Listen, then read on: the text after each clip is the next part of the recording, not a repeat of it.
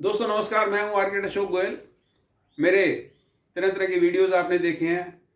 मैंने काउंसिल के पिछले प्रेसिडेंट हबीब खान जी का भी इंटरव्यू रिकॉर्ड किया था। उससे पिछले प्रेसिडेंट विजय गर्ग जी का भी इंटरव्यू रिकॉर्ड किया था। मैं काउंसिल ऑफ आर्किटेक्चर के बारे में, इंडियन इंस्टीट्यूट ऑफ आर्किटेक्ट के बारे में, आर्किटेक्चर फ्रेटर्निटी के बारे में तरह तरह की वीडियोस बनाता हूँ। आर्किटेक्ट में जो अमेंडमेंट हो रहा है उस पर भी मैंने कुछ वीडियोस बनाए हैं। उसके जो सैलिएंट फीचर्स हैं उसके में मैंने वीडियो बनाए हैं। तो मुझे लगा कि ये ऐसे व्यक्ति से आपकी आज बातचीत करूं, उनसे सवाल पूछूं जिन्होंने आर्किटेक्चर फ्रेटर्निटी के बारे में, आर्किटेक्ट के बारे में और इससे संबंधित बहुत सारे मामलों पर अध्ययन कर रखा है। मैं आपको परिचय नहीं कराऊंगा उनका, आप उनकी शक्ल से परिचित है। अशोक दिल्ली वाला शो में ये मेरा पहला इंटरव्यू है और मैं आपका धन्यवाद देता हूं कि आपने मुझे मौका दिया अपनी बात कहने के लिए। आपने हबीब खान जी के बारे में बताया, विजय गर्ग जी के बारे में बताया, लेकिन आप एक और अहम शख्सियत के बारे में बताना भूल गए। मैंने बहुत सीनियर आर्किटेक्ट चरणजीत शाह जी का भी एक इंटरव्यू रिकॉर्ड किया था।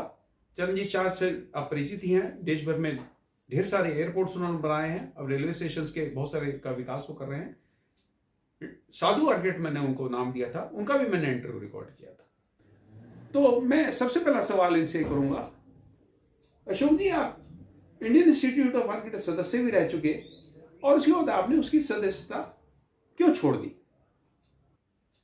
आपने कहा कि मैं इंडियन इंस्टीट्यूट ऑफ आर्किटेक्ट का सदस्य था और फिर मैंने सदस्यता क्यों छोड़ दी? देखिए, जब मैंने Indian institute of architect join की थी तो मुझे लगा था कि यह 100 साल पुरानी संस्था है और यह संस्था आर्किटेक्ट्स की भलाई के लिए काम करेगी। लेकिन वास्तव में जब मैंने पाया तो मैंने देखा कि सिर्फ cultural programmes, building material exhibition और इस तरह की बातों के अलावा, सेमिनार वेबिनार के अलावा ये लोग कुछ नहीं कर रहे। जो भी ये लोग मीटिंग्स भी अपनी करते थे, उन मीटिंग्स में मैंने पाया कि एक तरीके का मोनोलॉग चलता था। जो इनके पदाधिकारी थे वो अपनी बात कहते थे और उसके बाद उसकी मिनट्स रिकॉर्ड कर दिए जाते थे और बस संपन्न हो जाता था, कार्यक्रम समाप्त हो जाता था। जो मामले इंडियन इंस्टीट्यूट ऑफ आर्किटेक्ट की मीटिंग्स में डिस्कस किए गए, उन मामलों को हल कौन करेगा? भाई, या तो इंडियन इंस्टीट्यूट ऑफ आर्किटेक्ट हल कर सकती है या काउंसिल ऑफ आर्किटेक्चर। तो काउंसिल ऑफ आर्किटेक्चर और इंडियन इंस्टीट्यूट ऑफ आर्किटेक्ट के बीच में मुझे ऐसा लगा कि इन लोगों का ठीक से तालमेल नहीं है। अच्छा, एक बात आप बताइए कि आपके पुराने वीडियोस में देख रहा था जिसमें आप आर्किटेक्चर एजुकेशन के बारे में बात करते थे, आर्किटेक्चर कॉलेज में कैसे एडमिशन लेना है उसके बारे में बात करते थे। अब पिछले कुछ समय से आप इस प्रकार की वीडियो बना रहे हैं जिसमें आप तरह तरह की लोगों की गलतियां ढूंढ रहे हैं। तो कई लोगों को ने हमें कहा कि आप ये सिर्फ प्रचार पाने के लिए करते हैं, आप सेल्फ प्रमोशन कर रहे हैं। इसके बारे में आपका क्या कहना है? आपने ये बड़ी अच्छी बात पूछी। मेरे पे आमतौर पर आरोप लगता है कि मैं सेल्फ प्रमोशन के लिए, प्रचार के लिए करता हूं। आपको जानकारी के लिए मैं बता दूं, मेरी सबसे पहली किताब होम डेकोरेशन गाइड 1980 में आई थी। एक महीने में उसका पहला एडिशन बिक गया था। सेकंड एडिशन उसी साल दोबारा से प्रकाशित हो गया। तब मेरी मात्र 25 साल की उम्र थी। पुस्तक महल ने इसे प्रकाशित किया था। अगले साल एक और किताब आ गई, फिर 3-4 साल बाद एक और किताब आ गई। मेरी लिखी हुई किताबों से लाखों पाठकों ने लाभ उठाया, लाखों। 1 मिलियन से ज्यादा रीडर्स ने मेरी किताब को पढ़ा है, अप्रिशिएट किया है। 15 साल की उम्र में मैंने टेलीविजन पर प्रोग्राम दिए थे, उसके बाद रेडियो पर प्रोग्राम दिए। देश के हर प्रमुख पत्र पत्रिका, हिंदी अंग्रेजी दोनों भाषाओं में मैं लेख लिखता रहा हूं। तो मैं सेल्फ प्रमोशन के लिए कुछ नहीं कर रहा हूं। मैं फिल्म स्टार तो हूं नहीं। मेरे को ऐसा तो है नहीं कि मैं अगर वीडियोस बनाऊंगा उसमें किसी की आलोचना करूंगा तो मुझे ज्यादा प्रोजेक्ट मिल जाएंगे, ज्यादा काम मिल जाएगा। अच्छा, कई लोग तो ये कहते हैं कि क्योंकि आप किसी पद पर नहीं है, ना तो आप किसी IIA के पद पर है, ना आप काउंसिल के पद पर है, और इस वजह से आप लाइमलाइट में आने के लिए इस प्रकार के वीडियो बना रहे हैं। तो इस प्रकार की वीडियो बनाने का क्या औचित्य है? क्या इंडियन इंस्टीट्यूट ऑफ आर्किटेक्ट वाले या काउंसिल ऑफ आर्किटेक्चर वाले आपकी बात सुनते हैं? आपको ऐसा नहीं लगता कि आप ही सबसे बड़े विद्वान व्यक्ति हैं? आर्किटेक्ट सेक्टर जितना आपने अध्ययन कर रखा है और किसी ने नहीं कर रखा। आर्किटेक्ट सेक्टर के जो नए प्रपोजल हैं, उन नए प्रपोजल से आपको क्या दिक्कत है?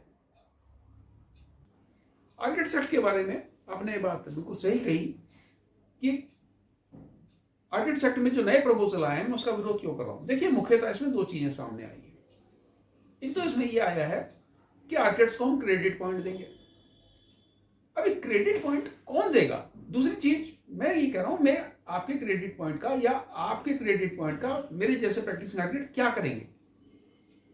आपसे नाटा का इम्तहान तो कंडक्ट होता नहीं ठीक से, हर साल उसमें आप जानते हैं ढेरों गलतियां रह जाती हैं। नाटा के अंदर स्केचिंग होती थी, वो आपने उसको एलिमिनेट कर दिया। आप देश के 1,60,000 आर्किटेक्ट्स के काम को कैसे वैल्यूएट करोगे? आप चरणजीत शाह के काम को वैल्यूएट करोगे? आप राजेवाल के काम को वैल्यूएट करोगे? उसके बाद उनको क्रेडिट पॉइंट्स दोगे? कौन करेंगे? ये काउंसिल ऑफ आर्किटेक्चर के बिस्तर में बैठे बाबू। तो ये क्रेडिट पॉइंट वाला जो आर्किटेक्ट्स एक्ट में अमेंडमेंट ला रहे हैं बड़ा हास्यास्पद है। एक और चीज देखिए आप, इसमें एक और आपने सुझाव दे दिया, बड़ा विचित्र सुझाव। आप कहते हैं हम सर्वेयर्स का भी रजिस्ट्रेशन करेंगे। सर्वेयर्स का रजिस्ट्रेशन? आप कहते हैं हम सिविल इंजीनियर्स का रजिस्ट्रेशन करेंगे। अरे भाई, आर्किटेक्चर के क्षेत्र में सर्वेयर्स और सिविल इंजीनियर की सबसे बड़ी घुसपैठ है। और सिविल इंजीनियर आपके पास रजिस्ट्रेशन क्यों कराएगा? सिविल इंजीनियर 4 साल की डिग्री के बाद बड़े आराम से म्यूनिसिपैलिटी से डेवलपमेंट अथॉरिटी से जाकर रजिस्ट्रेशन ले लेता है। उसके बाद भवन निर्माण के लिए बिल्डिंग प्लान सबमिट करने शुरू कर देता है, नक्शे बनाना शुरू कर देता है, सुपरविजन करना शुरू कर देता है। तो आपके पास क्यों आएगा? तो आपको तो यह सोचना चाहिए था हम आर्किटेक्चर फ्रेटर्निटी की भलाई के लिए क्या काम करें। एक बात बताइए मेरे को, आपको लाइसेंस टू प्रैक्टिस एग्जाम से बड़ी दिक्कत है। मुझे बताया गया कि भाई विदेशों में भी ऐसा होता है, बहुत सारे कंट्रीज में लाइसेंस टू प्रैक्टिस एग्जाम होता है। तो ये लाइसेंस टू प्रैक्टिस एग्जाम अगर हमारे यहाँ भी हो जाए तो उसमें क्या दिक्कत है? आप कहते हैं कि भाई सिविल इंजीनियर्स का नहीं होता तो हमारा नहीं होना चाहिए। भाई सिविल इंजीनियर्स का नहीं होता ना होने दे। अगर आर्किटेक्ट्स का लाइसेंस टू प्रैक्टिस एग्जाम हो जाए, इसने इतने सारे एग्जाम पास किए हैं तो ये भी पास कर लेगा, उसमें आपको क्या करना है? लाइसेंस टू प्रैक्टिस एग्जाम बड़ा अपने आप में एक बड़ा विचित्र मामला है। देखिए, आर्किटेक्चर का डिग्री कोर्स है 5 साल का, सिविल इंजीनियरिंग का डिग्री कोर्स है 4 साल का।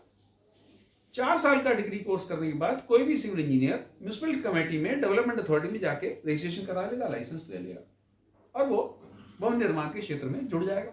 उसको तुरंत रोजगार प्राप्त हो जाएगा, वो अपना काम करता जाएगा। अभी तक क्या होता था, मेरे साथ क्या हुआ, आप लोगों के साथ क्या हुआ? आपकी डिग्री आपको मिली, 5 साल की डिग्री थी, उसके बाद इंटर्नशिप थी, आपने वो इंटर्नशिप की, वहां पर सर्टिफिकेट जमा किया, काउंसिल ऑफ आर्किटेक्चर ने आपको रजिस्ट्रेशन प्रदान किया। आपके सीनियर्स ने आप पे भरोसा किया, इस बात का भरोसा किया कि आप ठीक से पढ़ लिख गए, आपको डिग्री दी, आपकी डिग्री के बेसिस पे आपका रजिस्ट्रेशन हो गया।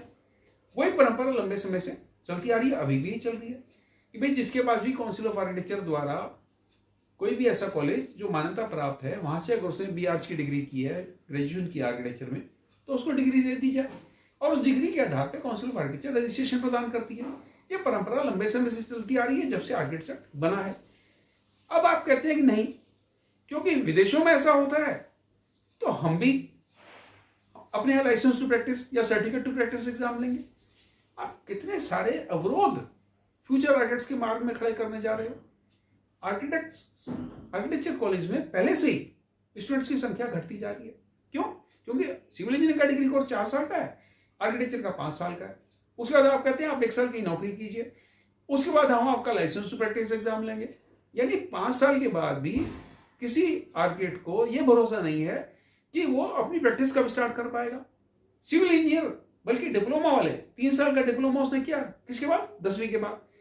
उसके बाद 3 साल का डिप्लोमा किया, यानी 10 + 3 13 क्लासेस उसने पढ़ाई करी और उसके बाद जाके म्यूनिसिपैलिटी ने उसको छोटे भवन बनाने के लिए स्वीकृति दे दी, उसको रजिस्ट्रेशन नंबर दे दिया। तो ये अपने आप में एक बड़ी विचित्र बात है कि आर्किटेक्ट्स फ्रेटर्निटी में ऐसे लोग बैठे हैं, काउंसिल ऑफ आर्किटेक्चर में ऐसे लोग बैठे हैं, IAE में ऐसे लोग बैठे हैं जिनकी ऐसी विकृत सोच है कि वो फ्यूचर आर्किटेक्ट्स की मदद करने की बजाय उनके मार्ग में रोड़े अटका रहे। आपने थोड़े से सवालों के हमारे जवाब दिए, इंटरव्यू ज्यादा लंबा नहीं हो जाएगा, फिर मैं आपके साथ एक दिन बैठूंगा, फिर मैं समझने की कोशिश करूंगा कि आपकी जो योजना है, आपकी जो परिकल्पना है, वो अल्टीमेटली है क्या। ठीक है, चलो आज हमने थोड़े से मसलों को डिस्कस किया है, फिर आपके साथ बैठेंगे। आप मेरे से जितने चाहे सवाल पूछिए, मैं हमेशा उपलब्ध हूँ। और मेरे वीडियोस तो आप अशोक दिल्ली वाला शो पर देखते ही हैं, फेसबुक पर आप मेरी बात सुनते हैं। आपका बहुत बहुत धन्यवाद, नमस्कार। आपका बहुत बहुत धन्यवाद, आज आप हमारे साथ आए और हमारे सवालों के आपने जवाब दिए।